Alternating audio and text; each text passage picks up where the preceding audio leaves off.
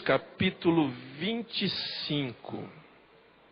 Mateus, capítulo 25.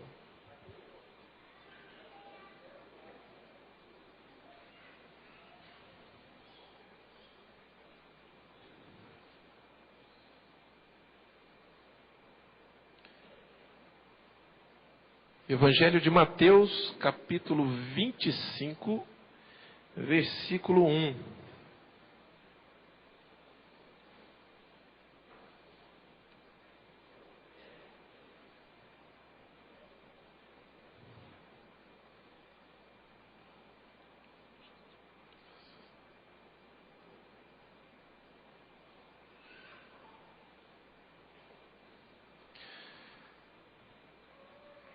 Foi Jesus quem contou essa parábola aqui, irmãos.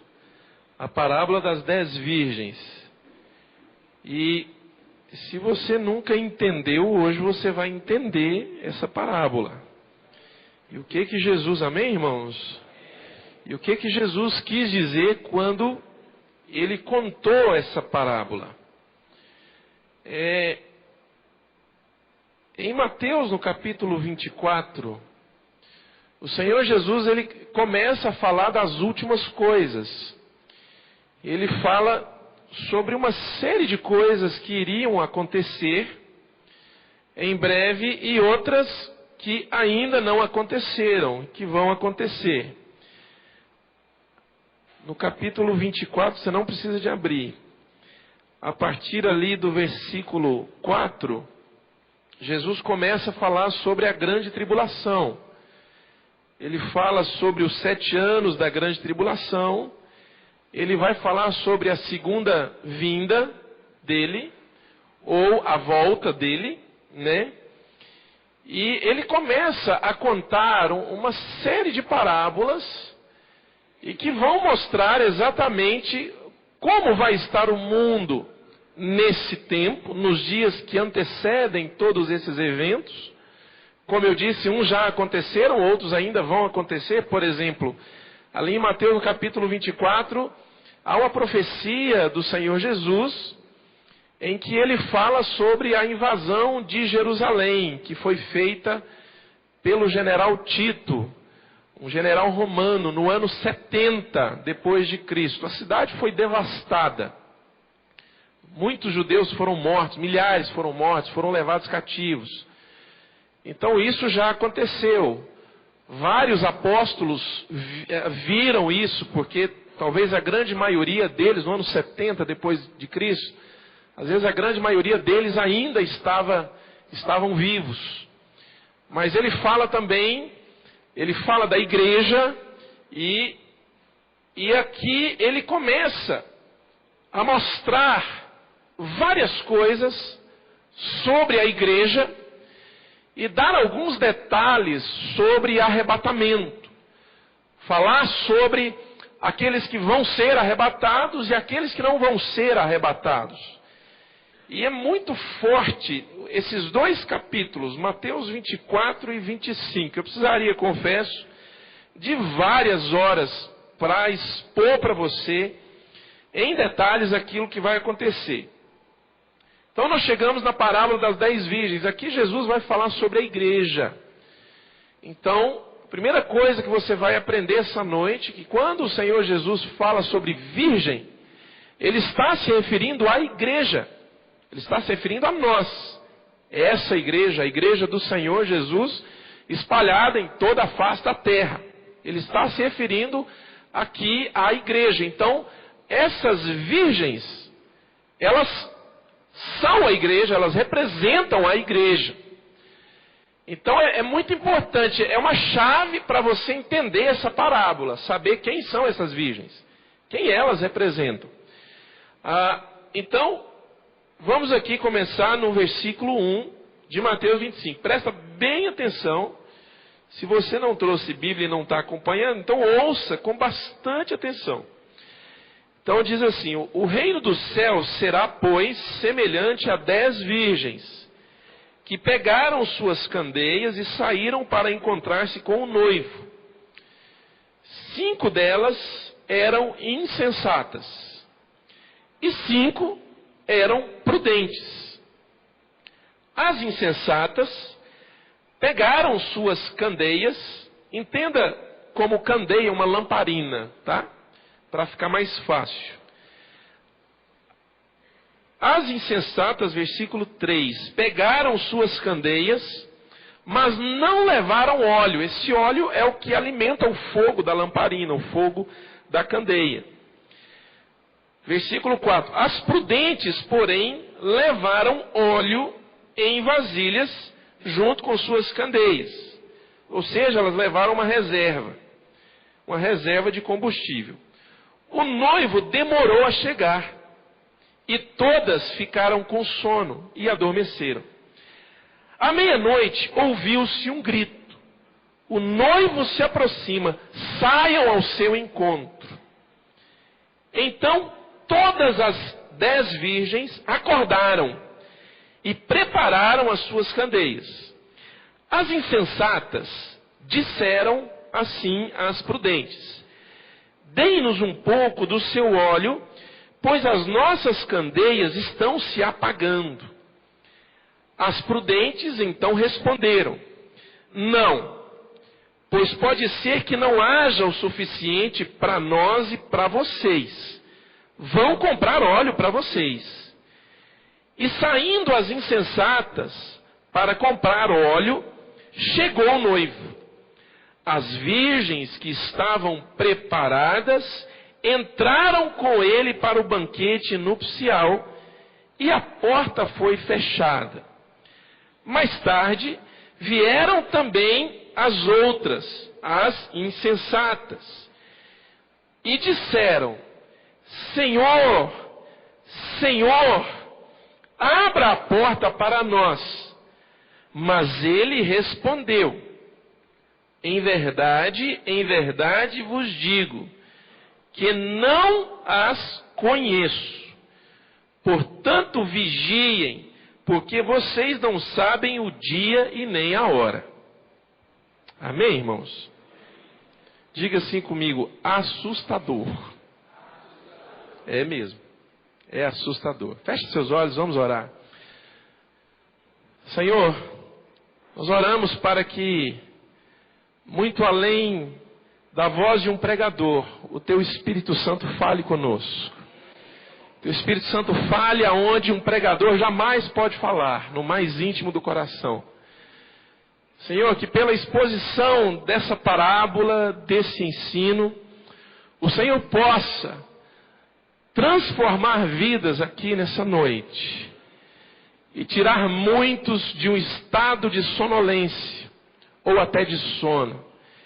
E ensinar, Senhor, que muito mais do que o Deus de bênçãos, o Senhor quer ser para cada um aqui o Deus da salvação, Salvador pessoal. Em nome de Jesus, amém.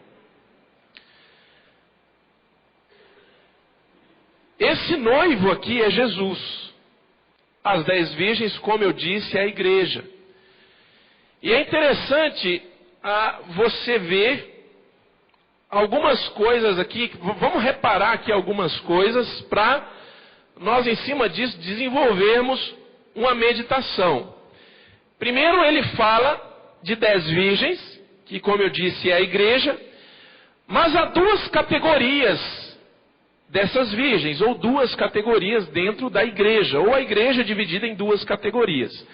Primeiro, ele fala dos prudentes, das virgens prudentes, e depois ele fala das insensatas. Então, para você ir aprofundando o entendimento dessa parábola, você precisa perceber que ele está falando de 2 tipos de pessoa que está dentro da igreja. Olha que a coisa vai começar a ficar muito séria. Ele está falando sobre 2 tipos de pessoa que está dentro da igreja: prudente e o insensato. E de que maneira que o Senhor Jesus retrata isso e qual é o destino de cada um. Então ele fala que as 10 virgens tinham candeias ou tinham lamparinas. E havia uma diferença entre elas, entre as prudentes e as insensatas. Elas estavam se preparando para participar de um banquete nupcial. elas estavam se preparando para um casamento. Sempre que Jesus fala sobre banquete nupcial, sempre que ele fala sobre casamento, aqui no Novo Testamento, ele está se referindo ao casamento da igreja com ele. Ele é o noivo, nós somos a noiva, nós somos a igreja. Então, elas estão se preparando para esse casamento, para esse banquete nupcial, e elas vão saindo com as candeias. As 5 prudentes, além das candeias, além das lamparinas, elas estavam levando uma reserva de óleo. Essa reserva de óleo, irmãos, é o que alimenta o fogo. Estão entendendo? É o que alimenta o fogo. Não sei se você é do tempo da lamparina, mas a lamparina ela funcionava com querosene, né? Então, quando o fogo consumia toda a querosene, então se tinha que ter uma reservinha para reabastecer o tanquinho lá da lamparina, e novamente você ligava o fogo e continuava. E essas virgens prudentes, elas levaram essa reserva. Repete comigo, reserva. Repete comigo, estar preparado. Repete assim comigo, ser prudente. Bem forte, vigiar, estar alerta, não dormir. As outras 5, as imprudentes, elas levaram apenas a lamparina. Elas não levaram uma reserva. Por que elas não levaram a reserva? Talvez porque elas acharam que o noivo não iria se demorar tanto. E o que havia ali no tanquinho da lamparina era suficiente até elas entrarem para o banquete de casamento. Talvez é por isso que elas não levaram a lamparina. Mas algo aconteceu. O noivo demorou. Demorou, irmãos, muito. Demorou demais. Ou seja, sabe, você está vivendo de uma forma, e eu com isso, irmãos, não quero dizer que a volta do Senhor vai demorar, porque na verdade eu creio que está muito próxima. Então não entenda mal, não entenda que com isso eu estou dizendo, está todo mundo falando que Jesus vai voltar logo, mas Jesus vai demorar a voltar. Eu não estou dizendo isso. Eu só estou dizendo que você precisa se preparar para qualquer situação na sua vida e para nenhum momento você perder o fogo do Espírito Santo que está dentro de você. Estão entendendo? Então, aconteceu o que ninguém esperava. O que? O noivo demorou. O noivo demorou demais. E a Bíblia fala ali, irmãos, a parábola que fala que o noivo demora tanto que todas elas foram tomadas de sono e dormiram. Elas dormiram esperando o noivo chegar para o banquete de casamento. Aí o texto diz que à meia-noite ouviu-se uma voz. Alguém gritou: o noivo chegou. Saiam ao seu encontro. Primeira coisa, foi numa hora que pegou elas de surpresa. Elas não estavam esperando. Elas não estavam esperando que o noivo demoraria tanto. Elas não estavam esperando que Jesus viria naquele momento. Era um momento, irmãos, que talvez elas estavam num estado em que Jesus não podia voltar. Está entendendo, meu irmão? Quem está entendendo, diga amém. Elas estavam num estado em que pegou de surpresa. É quando você está em casa, à vontade, não está esperando visita e de repente toca a campainha. E a pessoa é íntimo de você, é íntimo da sua casa, é seu familiar, e ele chega e vai entrando. E pega você, às vezes, numa situação, você entendeu, despreparado. Não tem problema nenhum, mas simplesmente você não esperava. Todas as vezes em que a palavra de Deus ela vai se referir à volta de Jesus, ela compara a volta de Jesus à vinda de um ladrão. Que comparação interessante, para não dizer tosca, comparar a volta de Jesus com a vinda de um ladrão. Jesus, ladrão, o que que tem? Jesus é muito santo, não pode comparar ele com um ladrão. Na verdade, quando a Bíblia compara a volta de Jesus como um ladrão, ele mesmo muitas vezes já fez isso. O que ele está querendo ensinar é que quando o ladrão entra numa casa, a pessoa, o dono da casa não estava esperando. É de surpresa. Eu tenho declarado que ladrão não vai invadir casa de ninguém aqui nessa igreja, amém? E que aqui ninguém vai ser assaltado, roubado, amém? Mas Jesus ele fala assim, prestem atenção, se o dono da casa soubesse quando viria o ladrão, ele ficaria de guarda e não deixaria que os seus bens fossem levados. Então eu vos digo, vigiem e orem, porque o Filho do Homem virá como ladrão. No momento em que não esperam, ele virá. Querido, preste atenção, a volta de Jesus será num momento em que você não espera, em que eu não espero. Será no momento em que nós não estávamos esperando. O texto diz assim, quando disserem paz e prosperidade, de repente virá sobre eles repentina destruição. Mateus capítulo 24. Ali a partir do versículo 4, Jesus está falando sobre isso. Quando Jesus ele vai comparar a volta dele ao dilúvio, ao tempo de Noé, irmãos, ele faz, irmãos, porque ele compara a volta dele com muitas histórias, contando muitas parábolas. Para quê? Para a igreja entender, para você entender. E quando ele vai comparar ali, irmãos, com Noé, ele fala assim, pois será como nos dias do dilúvio.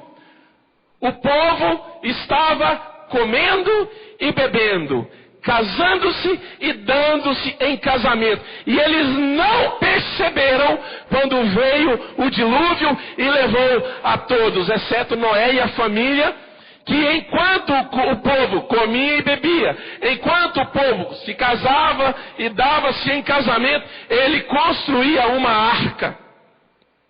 Que sujeito louco. É você andar na contramão do mundo. Enquanto o mundo está andando para cá, você está andando para o outro lado. É o espírito de Noé. Estão entendendo, irmãos? Enquanto se casa, enquanto se dá em casamento, enquanto se come, enquanto se bebe, enquanto vive-se a vida, faz-se planos. Eu não estou dizendo que isso é errado. Mas Noé, onde está Noé? Noé está construindo uma arca para salvar ele e toda a sua família, toda a sua casa. De repente ouve-se o grito, eis o noivo, saiam para encontrá-lo. Irmãos, elas acordaram, as 10 virgens acordaram. Elas acordaram e foram se preparar para encontrar o noivo. Daí aconteceu uma coisa interessante. A partir daqui, você vai ver a diferença entre o prudente e o insensato. Talvez nos anos da igreja, você não note a diferença entre um e outro. E talvez o insensato chame o prudente de exagerado, de fanático, de piolho de igreja, de crente que só anda com a Bíblia embaixo do braço e quer fazer jejum e oração, só pensa nisso. Talvez por anos não se note a diferença. Mas a partir desse momento, nota-se uma clara diferença. O texto diz que as insensatas, quando foram preparar suas candeias, se depararam com a seguinte situação: a luz estava se apagando, porque o óleo estava acabando, estava no finalzinho. As prudentes viram a mesma coisa. As lamparinas delas, as candeias delas, também estavam apagando, mas elas tinham uma reserva. Então elas pegam a reserva e vão abastecer a lamparina para o fogo não apagar. As insensatas, elas olham para as prudentes e falam assim: empresta para nós um pouco do seu azeite, empresta para nós um pouco do seu óleo. Aí as prudentes dizem assim, não vamos emprestar não. Porque se a gente emprestar, não vai dar nem para nós e nem para vocês. Vocês vão ter que fazer o seguinte, vão comprar óleo. Saiam e vão comprar óleo. Então elas se levantam e as 5 saem para comprar óleo. Irmãos, presta atenção numa coisa. Não dava mais tempo. Repete assim comigo. Vai chegar um momento, bem forte, vai chegar um momento em que não vai mais dar tempo. Olha que coisa, irmãos, interessante. Vai chegar um momento em que não vai mais dar tempo da igreja buscar a santidade. Vai chegar um momento em que não vai mais dar tempo de abandonar o pecado. Vai chegar um momento, olha irmãos, presta atenção, vai chegar um momento que não vai mais dar tempo de se arrepender. Vai chegar um momento em que não vai mais dar tempo de buscar a Deus. Misericórdia. Buscai ao Senhor enquanto se pode achá-lo. Invocai-o enquanto está perto. Enquanto está perto. Buscai ao Senhor enquanto se pode achá-lo. Porque vai chegar um momento, irmãos, em que não vai mais dar tempo de você voltar atrás. Vai chegar um momento, irmãos, em que vai ser tarde demais. Olha o que diz aqui, olha aqui comigo para a Bíblia. Olha o que diz aqui, o versículo 10. Perdão, 11.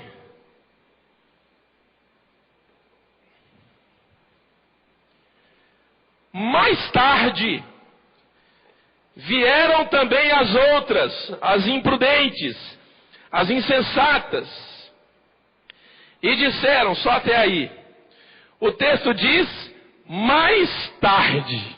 Aqui na minha versão a expressão é essa, mais tarde. Mais tarde.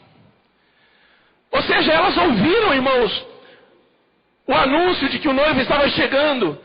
Então elas se levantam e vão comprar o azeite. Mas, irmão, olha para mim, não era hora de ir. Repete isso comigo, não era hora de ir. Repete comigo mais uma vez, não era hora de ir. Pergunta para mim agora, por que, pastor? Porque não dava mais tempo. Não dava mais tempo, irmãos. E no momento que elas saíram para comprar o óleo, o noivo chegou. O noivo chegou. No momento que elas saíram para comprar o óleo, o noivo chegou. O texto diz que as virgens que estavam preparadas entraram para o banquete nupcial. Só que agora acontece outra coisa.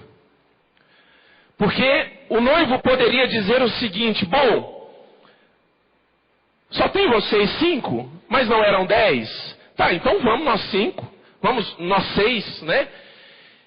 E a gente deixa a porta aberta. Quando elas chegarem, elas entram. Mas não foi isso que ele fez.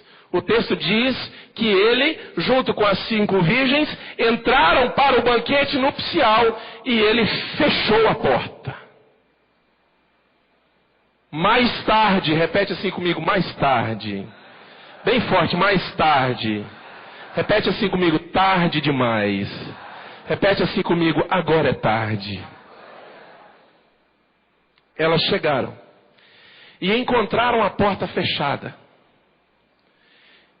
E o texto diz, irmãos, presta atenção, o texto diz que elas começam a bater na porta e a gritar.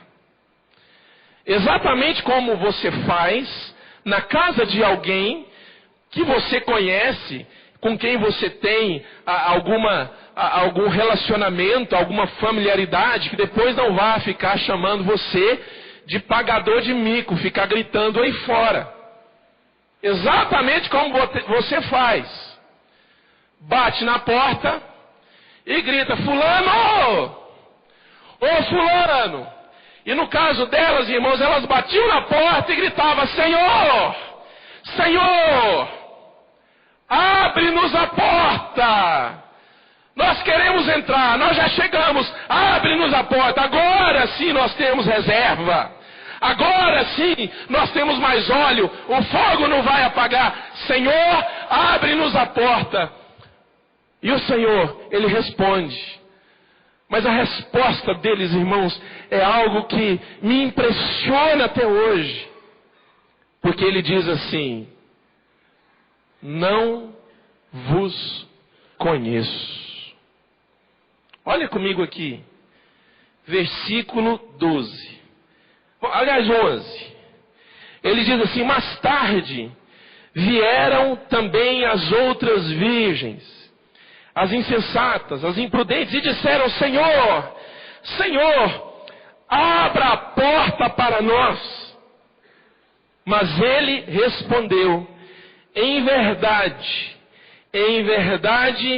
eu digo, não conheço vocês. A história termina aí. A história termina aí. Não conheço vocês. Aí o último versículo da parábola é Jesus dizendo: portanto vigiem, porque vocês não sabem o dia e nem a hora. Agora, irmãos, presta bem atenção. Eu quero fazer algumas perguntas para você. E você responde para você mesmo.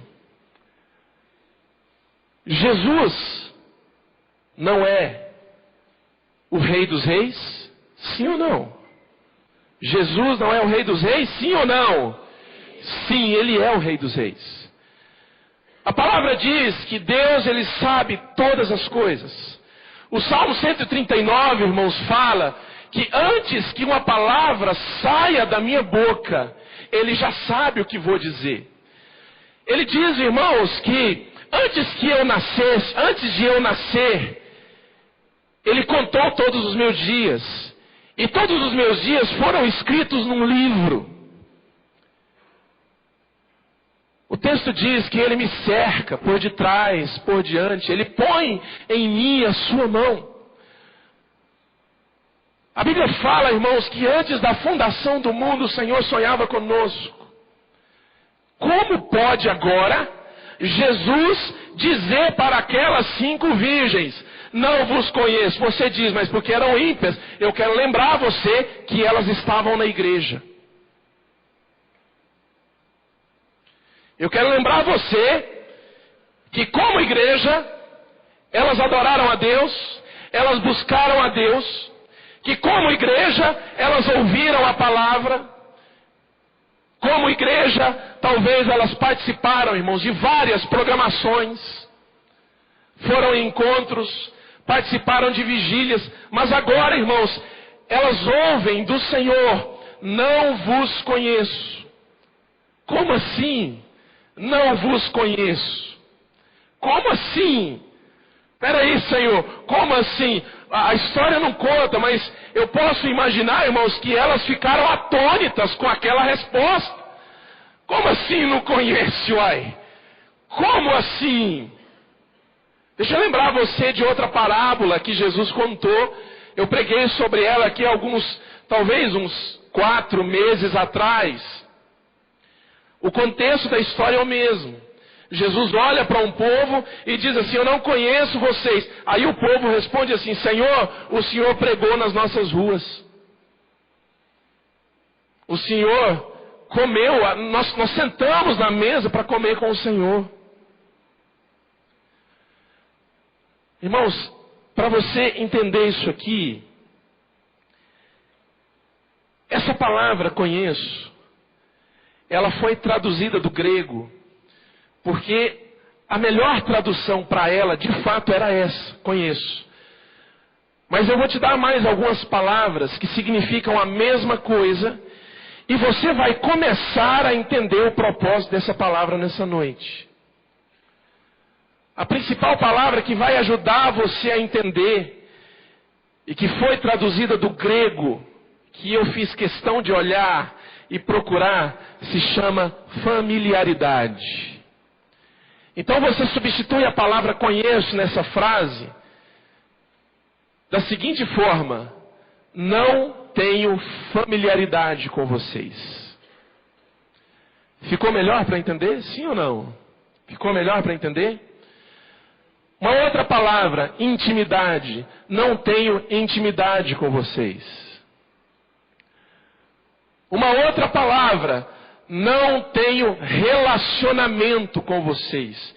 Todas essas palavras, elas podem ser traduzidas e colocadas aqui, porque no original grego a palavra conheço, ela de fato está falando sobre ter familiaridade, ela de fato está falando sobre ter intimidade, ela de fato está falando sobre relacionamento.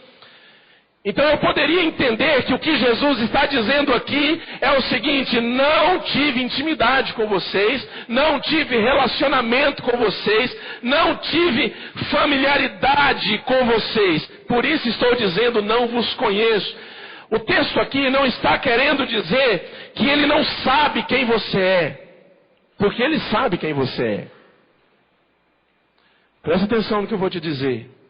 Jesus sabe quem você é. Posso ouvir um amém da igreja? Eu vou dizer mais uma vez: Jesus sabe quem você é. Eu vou dizer outra coisa para você: Jesus ama você. Eu vou dizer outra coisa para você: Jesus tem no coração um desejo intenso de abençoar você. Eu vou dizer outra coisa: Jesus tem no coração um desejo intenso de fazer você feliz, como nenhuma outra pessoa nesse mundo poderia fazer você feliz. Vou te dizer mais coisas: Jesus tem um desejo intenso no coração de libertar você. Ele tem um desejo intenso no coração de mudar a sua vida. Ele tem um desejo intenso no coração de mudar os seus conceitos, de derrubar alguns preconceitos que você tem. Ele tem um desejo intenso no coração de que você se torne uma pessoa mais madura. Ele tem um desejo intenso no coração de que você deixe de ser criança, deixe de ser imaturo, deixe de ser instável. Ele tem um desejo intenso no coração dele de curar você. Enfermidades físicas, enfermidades emocionais, enfermidades espirituais. Jesus tem um desejo intenso de que você deixe de ser uma pessoa agressiva, intolerante, incompreensível, petulante, arrogante, sem amor próprio, sem amor por sua família. Jesus tem um desejo intenso de que você seja uma pessoa gentil. Mas muito mais do que tudo isso, Ele tem um desejo intenso de salvar a sua vida da morte eterna. Muito mais do que abençoar você, muito mais do que fazer você feliz, muito mais do que fazer o seu negócio prosperar, muito mais do que trazer libertação ou cura na sua vida, Ele tem um desejo intenso de salvar a sua vida da morte eterna. Aliás, querido, eu vou dizer para você que todo o plano de Deus, todo o propósito do Senhor, feito na eternidade, visa um principal objetivo e o maior e mais importante deles: salvar sua vida da morte eterna, livrar você do inferno, livrar você da separação eterna de Deus.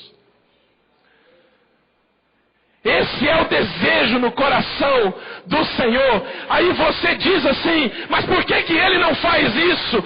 Sabe por que Ele não faz isso? Porque Ele não tem às vezes familiaridade com você. Por que Ele não tem familiaridade com você? Por que Ele não tem intimidade com você? Sabe por quê? Porque você nunca deu chance de se tornar uma pessoa íntima do Senhor e desenvolver um relacionamento com Ele.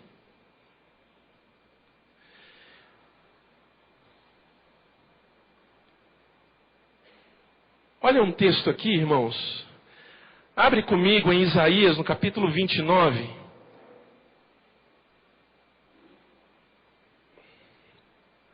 Isaías, capítulo 29.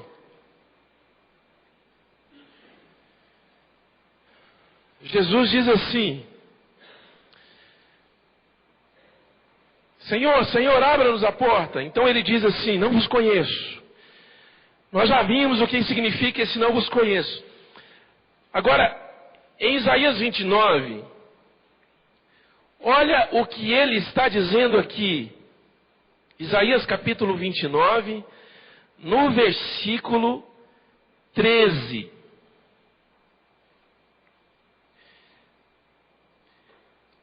Ele está dizendo o seguinte: o Senhor diz, esse povo se aproxima de mim com a boca e me honra com os lábios, mas o seu coração está longe de mim. Olha para mim, igreja. Olha para mim. O que Deus está dizendo aqui, isso era uma profecia que foi dada por Isaías, numa situação que Israel estava vivendo e que vai terminar com o cativeiro babilônico, 70 anos. Quem lê a Bíblia sabe dessa história.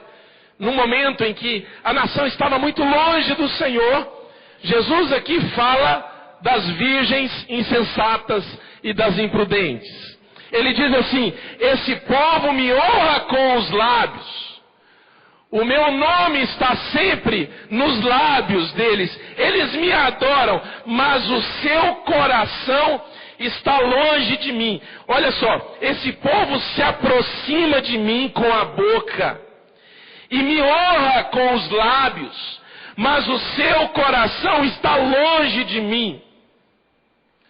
Jesus está falando, irmãos, de um povo e que é muito conhecido hoje, e que talvez ele está falando de você, ou até de mim. Lembra do texto? Não vos conheço, não tenho intimidade com vocês, não tenho familiaridade com vocês, não tenho relacionamento com vocês, não vos conheço ali significa isso.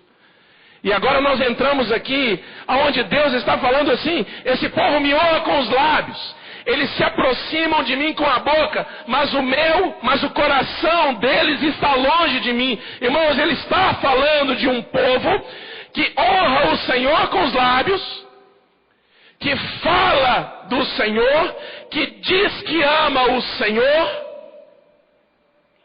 que muitas vezes até arrisca bater palma na hora do louvor e levantar a mão, que muitas vezes arrisca vir domingos à noite na igreja, que muitas vezes arriscam alguns jargões, como eu sempre tenho falado. Está amarrado, está repreendido, está quebrado. Graça e paz. Aleluia. Glória a Deus. Tudo posso naquele que me fortalece. O sangue de Jesus tem poder. É um povo que fala do Senhor. Ele honra o Senhor com os lábios. Mas na verdade, irmãos, o coração está longe de Deus. Porque eles podem ter uma postura durante um culto, durante algumas reuniões, muitas vezes convivendo-se com essas pessoas, você pensa que eles são crentes por causa das coisas que falam, mas no fundo o coração está longe do Senhor. Não há relacionamento, não há intimidade. Pastor, como que não há relacionamento e intimidade, meu irmão? Eu quero dizer uma coisa para você: vida com Deus de verdade vai trazer para mim uma mudança de vida. Vai trazer para mim uma mudança no meu caráter, uma mudança no meu comportamento.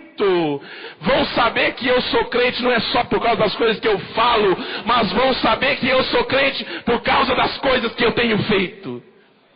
Então olham e dizem assim: é um homem de Deus, é uma mulher de Deus. Por quê? Porque sabe todos os jargões do meio gospel? Não, mas porque a vida, as atitudes e as coisas que tem feito mostram que é uma pessoa transformada.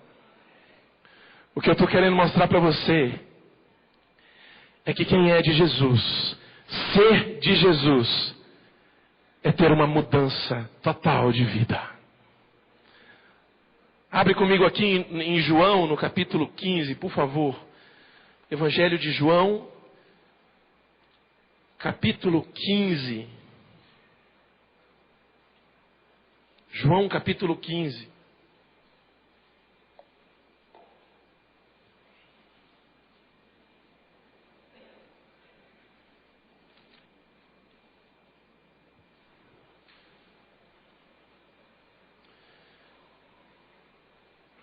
João capítulo 15, versículo 1. Diz assim, aqui é Jesus falando. Diz assim: eu sou a videira e meu pai é o agricultor. Todo ramo que estando em mim não dá fruto, ele corta.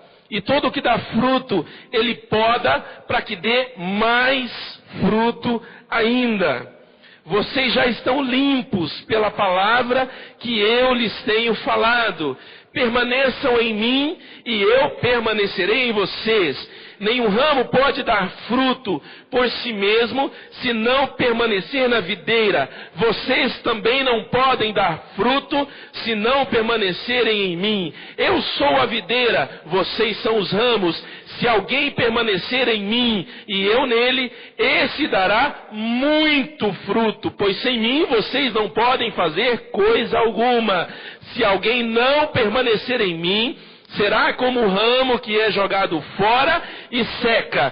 Tais ramos são apanhados, lançados ao fogo e queimados. Se vocês permanecerem em mim e as minhas palavras permanecerem em vocês, pedirão o que quiserem e lhes será concedido. Meu Pai é glorificado pelo fato de vocês darem muito fruto e assim serão meus discípulos.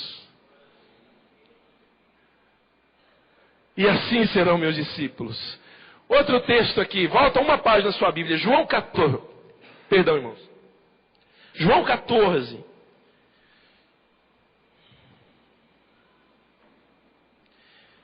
João capítulo 14, versículo 21. Olha só esse texto aqui. Ele diz assim, olha: quem tem os meus mandamentos e lhes obedece, esse é o que me ama. Olha para mim, irmãos. Simples assim. Querido, presta atenção. Está vendo como que você vai sabendo por que as imprudentes são imprudentes? E por que as insensatas são insensatas? E por que as prudentes são prudentes? Você está conseguindo perceber a diferença? Está conseguindo perceber? Repete assim: ser de Jesus, bem forte, ser crente é viver como crente. Bem forte, e viver como crente não é viver falando como um crente, mas é viver como um discípulo de Jesus. Isso é que é ser crente. Irmãos, já vi muito crente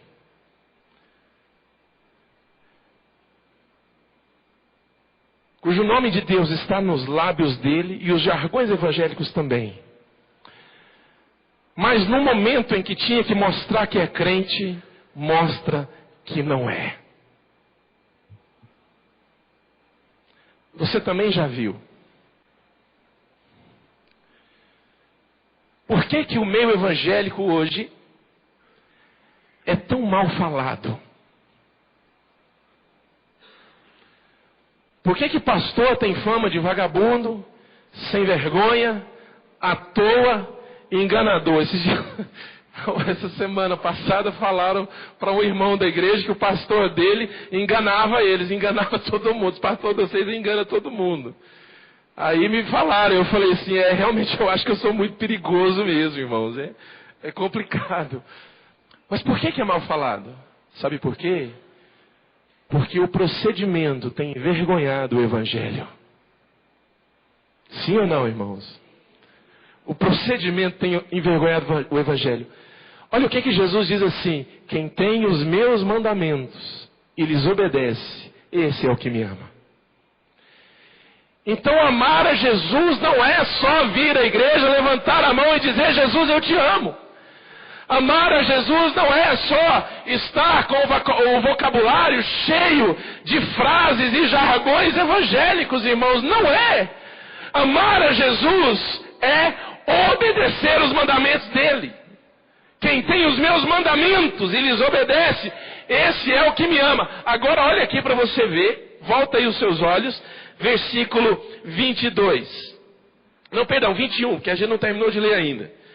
João 14, 21. Quem tem os meus mandamentos e lhes obedece, esse é o que me ama. Aquele que me ama será amado por meu Pai. E eu também o amarei e me manifestarei a ele. Olha o versículo 23. Respondeu Jesus: se alguém me ama, obedecerá a minha palavra. Meu Pai o amará. Nós viremos a ele e faremos nele morada. Olha o 24. Aquele que não me ama, não obedece às minhas palavras. Vai agora lá para Tiago. Tiago está depois de Hebreus, mais lá no final da Bíblia. Você achou Hebreus? Tiago é logo depois. Capítulo 1, versículo 21.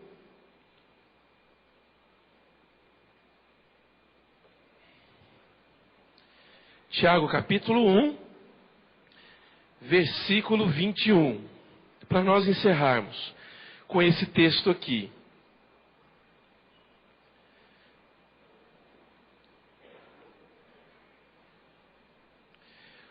Olha só, irmãos. Irmãos, esse texto aqui já me confrontou demais. Esse texto aqui, ó, do 21 até o 25, irmãos, como Jesus já falou comigo, através desses versículos aqui, ó. Tiago 1, 21, todo mundo achou? Amém?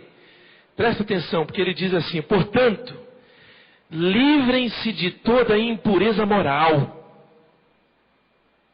Livrem-se de toda impureza moral e da maldade que prevalece.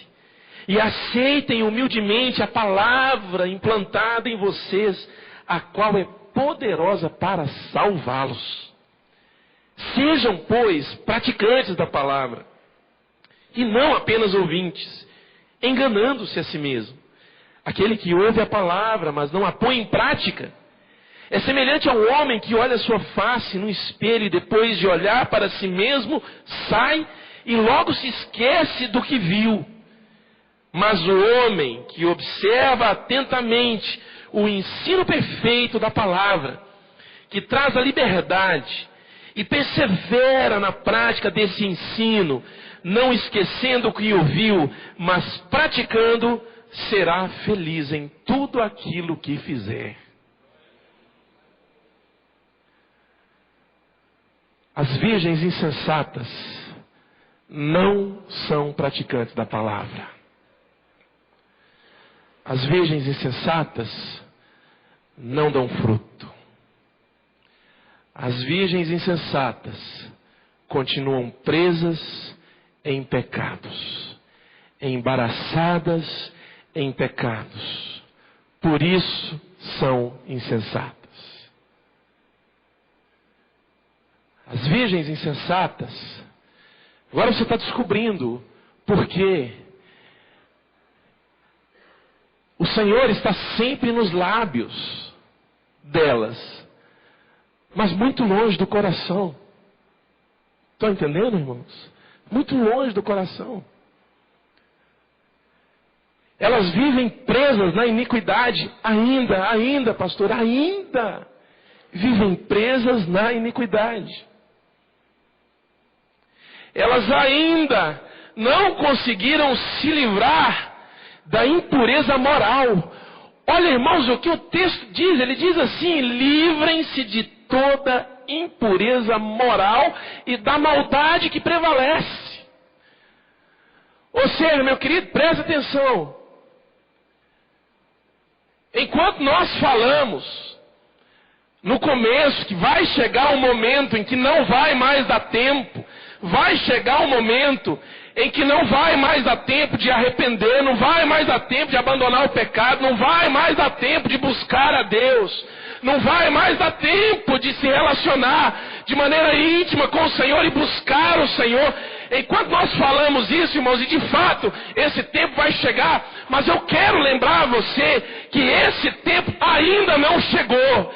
Então, querido, como Paulo diz lá em 1 Coríntios, se não me engano no capítulo 11, ele diz assim: irmãos, é tempo ainda de salvação. Ainda é tempo de salvação. Meu querido, olha para mim, ainda dá tempo de você se arrepender, de você voltar atrás, de você buscar a Deus. Ainda dá tempo de você mergulhar com tudo em Deus. Ainda dá tempo de você desenvolver um relacionamento com Deus. Ainda dá tempo de você praticar a palavra de Deus.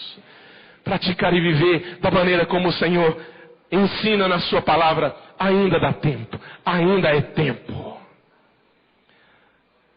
Mas vai chegar um tempo em que não dá tempo mais. Acabou. Olha aqui, ó. Portanto, livrem-se de toda impureza moral. Diz assim comigo: ainda dá tempo. Bem forte, ainda dá tempo. Portanto, livrem-se de toda impureza moral e da maldade que prevalece. Diga, ainda dá tempo. E aceitem humildemente a palavra implantada em vós. Bem forte, todo mundo junto. Vamos falar de novo? Quando eu fizer assim, você fala, ainda dá tempo. Tá? Portanto, livrem-se de toda impureza moral e da maldade que prevalece. E aceitem humildemente a palavra implantada em vocês, que é poderosa para salvá-los. Ainda dá tempo. Dá tempo, irmãos, ainda. Ainda dá tempo. O noivo não chegou ainda, querido. Então corre e vai buscar a reserva do azeite. Vai lá na vendinha comprar. Chega lá e me fala, me dá 5 litros logo, porque eu sei lá se demora muito. Me dá. Ainda dá tempo, meu irmão, de você mergulhar em Deus. Ainda dá tempo, meu irmão, de você se arrepender dos seus pecados. Ainda dá tempo de você ser uma pessoa que não envergonha o Evangelho. Ainda dá tempo de você chegar e dizer assim, crente não é tudo vagabundo, não, porque eu não sou. Eu sou um homem de Deus e vivo de acordo com a palavra de Deus. Então é o seguinte, está decepcionado com os outros? Olha para mim, porque eu vivo de acordo com a palavra de Deus. Nossa, pastor, que isso? Isso é um absurdo. Isso é um absurdo. As pessoas têm que olhar para Jesus, não é para mim. Não, irmão. Quer dizer, sim, elas têm que olhar para Jesus. Mas a grande maioria delas vão ver Jesus através de você. Paulo diz assim, irmãos, lá em Efésios ou Filipenses, não sei, ele diz assim, irmãos, olhem para mim, imitem a mim, pois eu imito a Cristo. Como a igreja precisa de pessoas assim. Como a igreja precisa, irmãos. Como a sociedade precisa de pessoas assim. Olha para mim, porque eu imito a Cristo. Não, não olha para mim, não. Olha para Jesus. Você tem que olhar para Jesus. Sim, tem que olhar para Jesus. Só que presta atenção. Muitos deles vão ver Jesus e é através de você. É olhando para você. E infelizmente muitos têm desistido de Jesus porque olham para você. Desculpa ter falado isso.